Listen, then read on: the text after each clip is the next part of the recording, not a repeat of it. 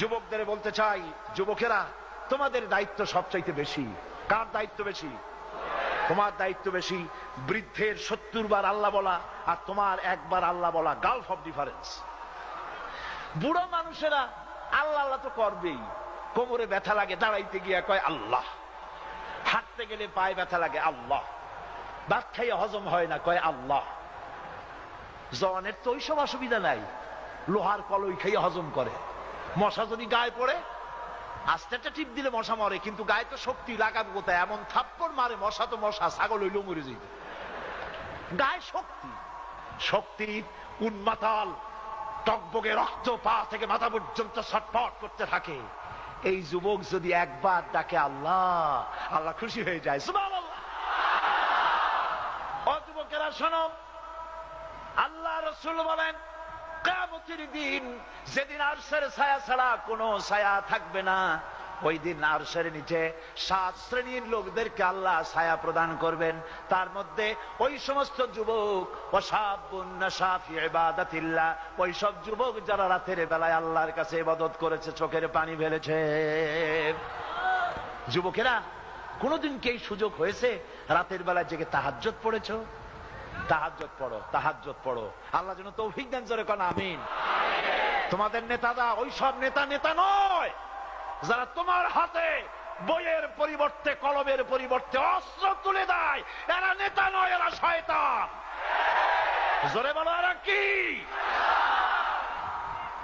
ওই সব নেতাই নেতা যারা তোমাকে নামাজ, যারা তোমাকে সেজদা দিতে বলে, যারা তাহাজ্জুদ পড়তে বলে, যারা চোখের পানি ফেলতে বলে, ওরাই হলো ভালো নেতা। ওদের অনুসরণ করো। আল্লাহ যেন তৌফিক দেয়, জোরে কও আমিন। যুবক ছেলে, আল্লাহ রাব্বুল আলামিনের দয়ার কথা শোনো। রব্বুল আলামিনের দয়া, তার রহমতের নজর যদি পড়ে যায় তাহলে কি হয় শোনো। পড় গিয়া জিস পর নজর বন্দা কো মৌলা কর দিয়া, পড় গিয়া জিস পর নজর বন্দা কো মৌলা কর দিয়া, আ গিয়া জিস দাম মে জোশ কতরা কো দরিয়া কর দিয়া। আল্লাহ রাব্বুল আলামিনের রহমতের নজর যদি কোনো গোলামের প্রতি পড়ে যায়, গোলাম বাদশাহ হয়ে যায়। আল্লাহর রহমতের নজর কোন এক ফোঁটা পানির উপরে যদি পড়ে, পানি ফোঁটা প্রশান্ত মহাসাগরে পরিণত হয়ে যায়। কান্দো আল্লাহর কাছে যুবকেরা, চরিত্রহীনতা ছেড়ে দাও। এক শ্রেণীর যুবক আছে যারা বিশ্ববিদ্যালয়, কলেজ, মেডিকেল, কি বলে, মহিলা কলেজ, মহিলা উচ্চ বিদ্যালয় যখন ছুটি দেয়, ছুটির সময় মহিলা কলেজ, মহিলা হাই স্কুলের সামনে গিয়ে এতিমের মতো খাড়ায় থাকে। আরে বাবা, তুমি ওখানে দাঁড়াইছো কেন? এখানে মেয়েরা বের হবে, মেয়েদেরকে সম্মান করতে শেখো। পরের মেয়েকে, অন্যের একটা মেয়েকে তুমি যে উত্ত্যক্ত করো, এইরকম তোমার বুইনেরে যদি কেউ উত্ত্যক্ত করে তোমার কেমন লাগবে বলে?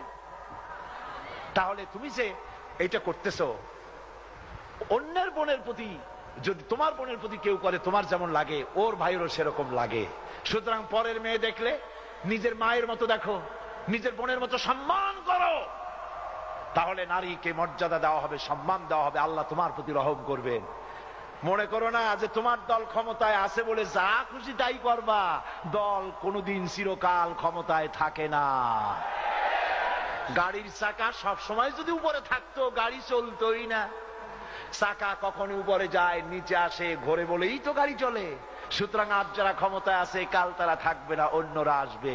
কাজেই ক্ষমতার বাহাদুরিতে অস্ত্র নিয়ে মানুষকে নির্যাতন করো না, নারী নির্যাতন করো না।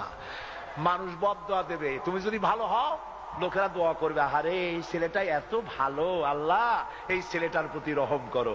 এই যে শহীদ আবুল কাসেম পাঠাগারের, আহারে মনে পড়ে গেল আবুল কাসেমের কথা। শহীদ আবুল কাসেম তারুণ্যের প্রতীক, দাঈ ইলাল্লাহর প্রতীক। ঢাকা শহরে এককভাবে যে দাওয়াতের কাজ করেছে তার কোনো নজির নাই। এই ছেলেটাকে যে মা পেটে ধরেছে, সে মায়ের জন্য প্রাণ ভরা দোয়া। ওই মা আজকে নারীদের প্যান্ডেলে বসা আছে, শহীদ কাসেমের মা। শহীদ কাসেমের মায়ের জন্য দোয়া করি। মা, আপনি ঘাবড়াবেন না। শহীদ কাসেমকে পেটে ধরে আপনি ধন্য হয়েছেন। জান্নাতের ফুল জান্নাতে চলে গেছে। ওই শহীদ কাসেম কিয়ামতের দিন আপনার এবং আপনার স্বামীর জান্নাতে যাওয়ার ওসিলা হয়ে যাবে ইনশাআল্লাহ। আল্লাহ যেন শহীদ কাসেমের শাহাদাত মঞ্জুর করে নেন। এইরকম যদি ভালো হয়, লোকেরা দোয়া করে, আর তোমার কাছে আছে অস্ত্র, আর পরের মেয়ে লোকের পিছনে ঘুর ঘুর করে বেড়াও, বদদোয়া হইতে থাকে। বদদোয়া করে লোকের, আল্লাহ এই শয়তানটা, এর উপরে গজব দাও, পরে যে মায় পেটে ধরছে তারে কলেরা দাও, আর বাপেরে বসন্ত দাও। বদদোয়া হয়। এই জন্য স্বাস্থ্য চেহারার উন্নতি হয় না, চোখ ক্রমেই গর্তে ঢোকে। চুল হয় ভাল্লুকের মতো, চেহারা হয় খাঙ্কোশের মতো। মানুষে দেখে আর ভট চটে 2 গ্লাস পানি খায়, চিন্তা করে এমন শয়তান কোন মঙ্গল গ্রহ থেকে নাজিল হলো। আমার যুবক ছেলেরা, মহিলাদেরকে সম্মান করতে শেখো। আল্লাহ তোমাদের উপরে রহমত নাজিল করবেন। জোরে কোন আমিন, জোরে বলেন আমিন।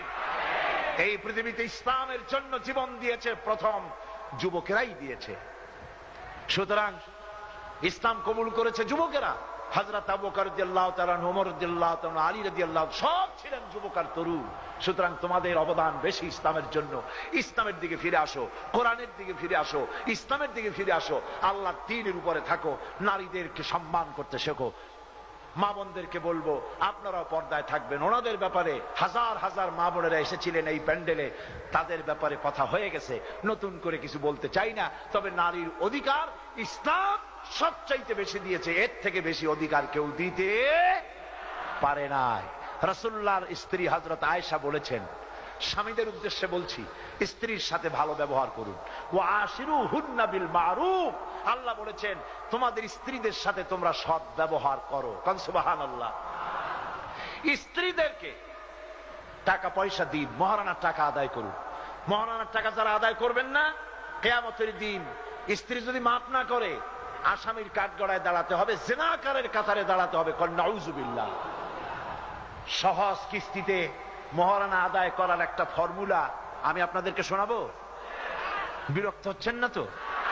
সেই ফর্মুলা হচ্ছে এই, মহারানার টাকা বাকি পড়ে গেছে, 1 লাখ 2 লাখ মহারানা বেঁধেছেন, 50,000 দিতে পারেন নাই, দেন নাই, ইচ্ছে করে দেন নাই। কিন্তু আজকে যখন শুনলেন মহারানার টাকা আদায় যদি না করেন, আর বউ যদি মাফ না করে, কিয়ামতে কিসের কাতারে দাঁড়াতে হবে? জিনাকারের কাতারে দাঁড়াতে হবে। তাহলে আদায় করা কি ফরজ, মহারানা আদায় করা কি? কিভাবে আদায় করবেন? আজকে রাত্রেই বউর সাথে মিটিং করুন। স্ত্রীকে বলেন, প্রাণের স্ত্রী, তোমার সঙ্গে আমার এই মহারানার একটা চুক্তি ছিল, আমি সেই চুক্তি অনুযায়ী তোমার টাকা আমি দিতে পারি নাই, আমি তোমাকে এই টাকাগুলি পরিশোধ করতে চাই। প্রতি মাসে 500, 1000, যার যেমন সামর্থ্য আছে, বা ইনস্টলমেন্ট আমি তোমাকে টাকা পরিশোধ করে দেব। আপনি দেখবেন স্ত্রী রাজি হয়ে যাবে। আল্লাহ চান স্ত্রীদের হাতে কিছু টাকা থাকুক, এটা আল্লাহ চান। সেই জন্য আল্লাহ পাক বলেছেন, স্ত্রীকে যদি পর্বততুল্য সম্পদ দাও, তার থেকে কণা মাত্র ফিরাইয়া নিও না। কোন সুবহানাল্লাহ। মেয়ে লোকদের কাছে কিছু টাকা থাকুক, এটা আল্লাহ পছন্দ করেন। সুতরাং আপনি বাই ইনস্টলমেন্ট টাকা পরিশোধ করে দেন। পরিশোধ অর্ধেক করেছেন, এর মধ্যে মরে গেছেন, আল্লাহ পাক সবটা টাকা পরিশোধ করছেন বলে কিয়ামতে ধরে নেবেন, যেহেতু আপনি দেওয়ার চেষ্টার মধ্যেই তো ছিলেন। কোন সুবহানাল্লাহ। স্ত্রীর মহারানার টাকা অবশ্যই আদায় করবেন, স্ত্রীদের প্রতি ভালো ব্যবহার করবেন, তাদেরকে অসম্মান অথবা অমর্যাদা করবেন না। অধিকার কিন্তু সমান। অধিকার কি? বিয়ে করেছেন বলে আপনি কিন্তু নবাবজাদা নসরুল্লাহ খানের ভাইপো হয়ে যান নাই। আপনার স্ত্রী আপনার সাথে সমান অধিকার রয়েছে। চিরকাল আপনার বউ আপনার কাপড় চোপড় ধুয়েছে, আপনিও কখনো আপনার স্ত্রীর কাপড় চোপড় ধুয়ে দিন। চিরকাল আপনার স্ত্রী আপনার জন্য মশারি টানিয়েছে, আপনিও কখনো সখনো মশারিটা টানায় দিয়েন। তার খোঁজ খবর নিয়েন, ভালো খাবারের দিকে লক্ষ্য রেখেন, যেহেতু মহিলারাই পুষ্টিহীনতায় বেশি ভোগে। ঠিক কিনা? ঠিক কিনা?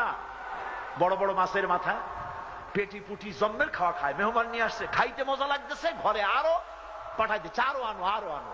এরপরে মহিলারা দিতে দিতে স্বামীরে খাওয়াইয়া ছেলেরে খাওয়াইয়া, মেহমানরে খাওয়াইয়া, তারপর হাড়ির নিচে পড়ে থাকে সামান্য শুরুয়া, ওইটুক দিয়ে কোন রকম খায়। আপনার বাচ্চা আপনার স্ত্রী পেটে ধারণ করে, তার রক্ত, তার পুষ্টি, তার ভিটামিন সবচাইতে বেশি দরকার, অথচ নারীরা বাংলাদেশের সবচাইতে পুষ্টিহীনতায় বেশি ভোগে। আপনাদের খবর নেওয়া উচিত, স্ত্রীর খাদ্য খাবারের প্রতি লক্ষ্য রাখা উচিত। রাসূলুল্লাহর স্ত্রী হযরত আয়েশা বলেছেন, আমাদের ঘরে দৌলত ছিল না, কিন্তু ঘরটা মোহব্বত দিয়ে ভর্তি ছিল। সুবহানাল্লাহ। হযরত আয়েশা বলেন, আমি গ্লাসে পানি পান করে যে গ্লাস রেখে দিলে গ্লাসের যেখানে আমি মুখ